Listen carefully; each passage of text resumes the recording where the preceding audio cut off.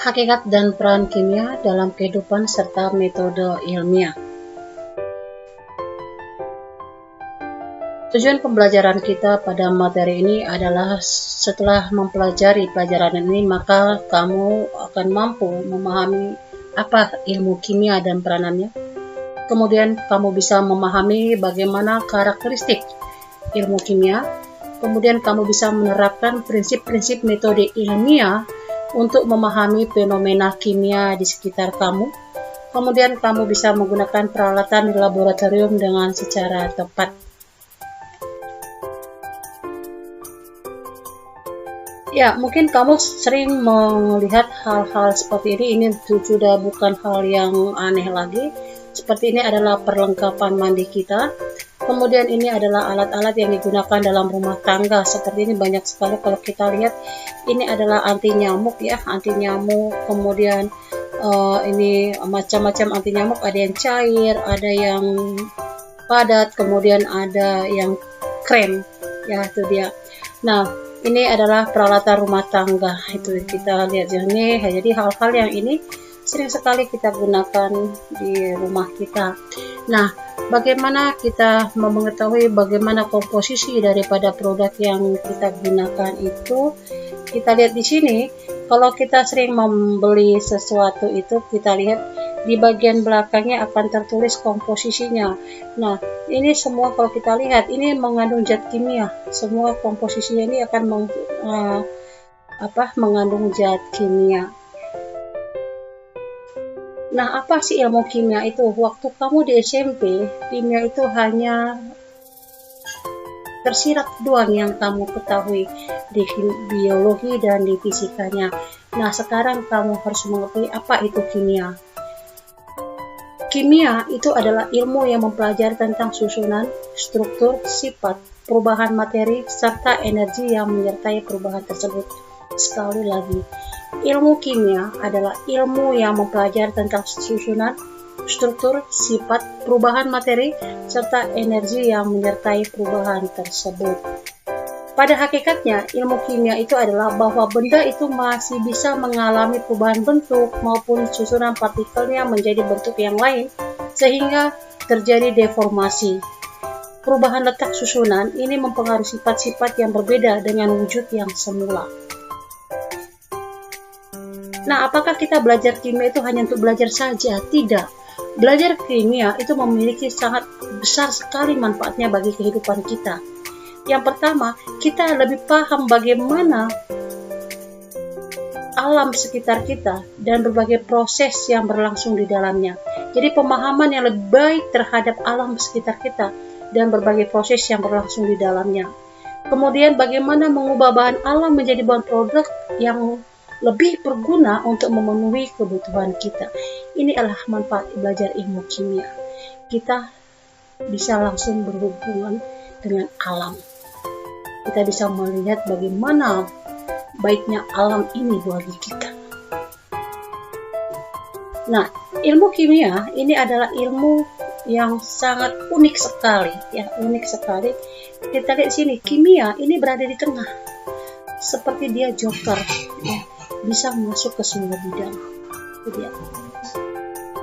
Jadi ilmu kimia bisa masuk dalam bidang kedokteran, dalam biologi, fisika, bahkan di dalam teknik. Nah, ini adalah merupakan hubungan ilmu kimia dengan ilmu pengetahuan lainnya. Perkembangan ilmu kimia ternyata mulai sekitar tahun 3500 sebelum Masehi, peradaban Mesir sudah mempraktekkan bagaimana reaksi kimia. Berangsur-angsur jalan.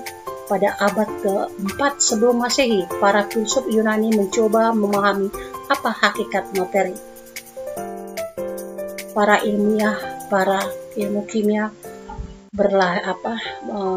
pada abad pertengahan tahun 500 sampai 1600. Nah, inilah awal sekali ditemukannya nama ilmu kimia. Maka dikatakan pada tahun 500 sampai tahun 1600, nama ilmu kimia lahir berasal dari bahasa Arab alkimia, yang artinya adalah perubahan materi. Alkimia, perubahan materi. Pada tahun 1803, John Dalton mengajukan teori atom yang pertama sekali, yaitu pada abad ke-18. Inilah kimia modern yang dikatakan. Jadi pada abad 18 muncullah kimia modern. Pada tahun 1803, John Dalton mengajukan teori atomnya yang pertama. Nah, inilah dampak positif kimia dalam kehidupan kita. Kita katakan ini adalah semua racun.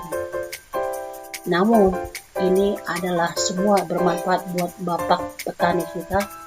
Ini untuk bisa menghasilkan hasil pertanian yang bagus, maka dia menggunakan pupuk-pupuk ini sebagai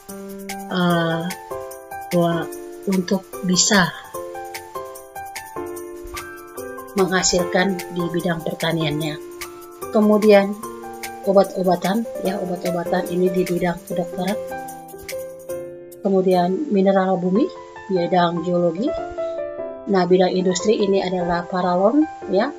Ini kertas, semen, cat, ini adalah bidang industri. Semua bidang industri itu tidak lepas dari kimia. Bidang arkeologi, bagaimana menentukan umur fosil. Kalau kita lihat, ini adalah merupakan tulang belulang, tapi bisa ditentukan umur fosil itu dengan menggunakan kimia. Nah, ini bidang kecantikan. Nah, bagaimana saya itu supaya cantik, ya, bagaimana supaya itu bisa glowing, ya, bagaimana saya itu biar bisa tampil indah di depan pacar saya. Maka ini bidang kecantikan adalah merupakan kimia yang sangat kita butuhkan, khususnya kaum wanita.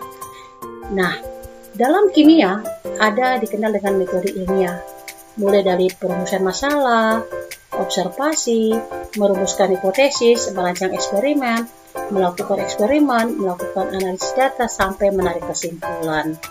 Nah, dari bagaimana merumuskan masalah sampai menarik kesimpulan. Tadi eksperimen itu adalah melakukan eksperimen. Seorang kimia itu ada di laboratorium kimia, tidak bisa di sembarang tempat, ya. Nah, ada beberapa alat yang perlu kamu kenal, yaitu gelas kimia, silinder ukur, labu ukur, pipet, kemudian ini buret. Ini adalah alat pengukur volume cairan. Kemudian di sini bagaimana mengukur massa suatu zat cair. Nah, di sini kita lihat mata si pengukur ini akan sejajar dengan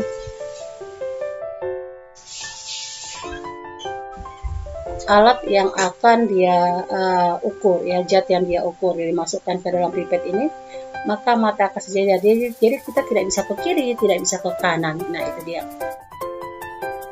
Kemudian di sini alat pembakar, ada alat pembakar yang elektrik dan ada yang non elektrik di sini. Jadi ini neraca setimba, ya, yang manual, sedangkan ini adalah yang elektrik.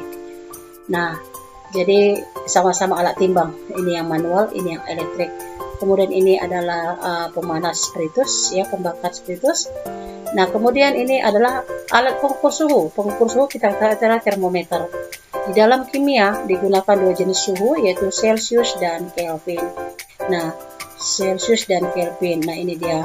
Suhu Kelvin itu adalah 273.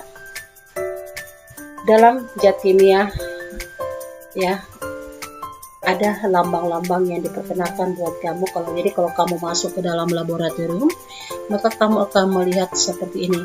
Kalau kamu melihat tanda tengkorak di botol, maka itu zat itu adalah beracun. Kalau ada segitiga tanda silang seperti ini, berbahaya.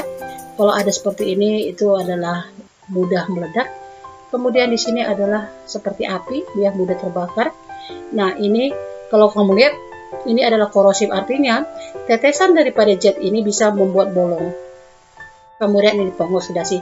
Inilah lambang-lambang, ya, lambang ataupun kode yang diberikan untuk zat kimia yang berbahaya.